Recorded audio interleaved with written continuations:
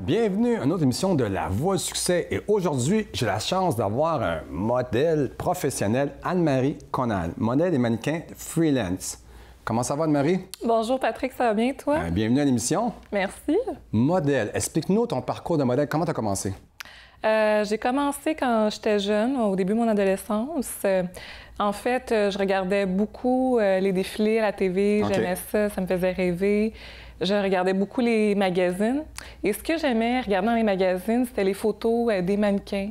J'aimais voir comment qu'elles posaient, comment que les photographes l'éclairaient. En plus, tu as le style, tu es grande, tu es en forme. Faut que tu t'entraînes aussi. Et c'est sûr, il faut toujours que tu te tiennes en forme quand que tu fais de la photo ou que tu fais du défilé. C'est important parce que tu travailles avec ton corps. Alors, mais il y a un mythe sur les modèles. Dans les années 80-90, il fallait que les filles pèsent 5 pieds 10, qui mesurent 5 pieds 10 qui pèsent 100 livres. Est-ce que c'est encore aujourd'hui? Aujourd'hui, ça a beaucoup changé. Et surtout avec Ashley Graham, qui est taille plus. Grâce à elle qui a fait un premier cover de magazine, ils ont commencé à intégrer de plus en plus des mannequins avec des tailles moins fines qu'on voyait avant. Parce que les gens étaient un petit peu tannés de les filles. Non, mais voilà, malade, les filles, là. Tu les regardais, on dirait que tu voyais une jambe ou un bras, là. Ça ne marchait plus, là. C'est ça, les gens étaient vraiment tannés de voir cette image-là parce que ça ne correspond pas nécessairement à la réalité. Exactement. Donc, les gens aujourd'hui, ils sont contents de voir des filles qui sont un peu plus rondes. Mais est-ce qu'il faut que tu mesures 5 pieds 18 ou...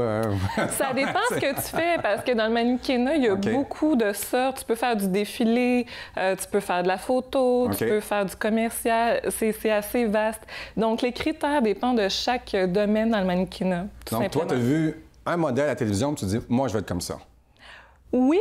Mais c'était pas un modèle nécessairement, mais c'était les modèles. J'aimais vraiment qu'est-ce qu'elles transmettaient avec leur expression. Puis moi, c'était vraiment la photo qui m'intéressait parce que j'aimais le côté créatif. C'est quel genre de photos tu fais?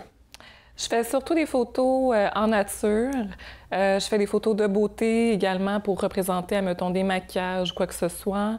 C'est assez vaste. Je fais un petit peu de tout, je dirais. Sinon, je fais de la vidéo également. Pour, mettons, modèle pour des artistes, des chanteurs. Mais en parlant de ça, tu avais un clip que tu as fait dernièrement. Oui, bien, j'en ai fait plusieurs, mais il y en a un qui était sur le site de TVA. Vas-tu voir ça? Oui, bien sûr. Il pleut sous le ciel de Montréal,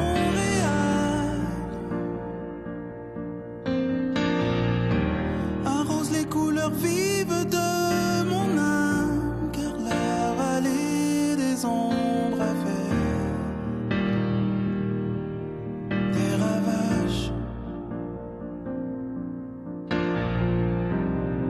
je veux faire la paix avec tout ça, oh yeah.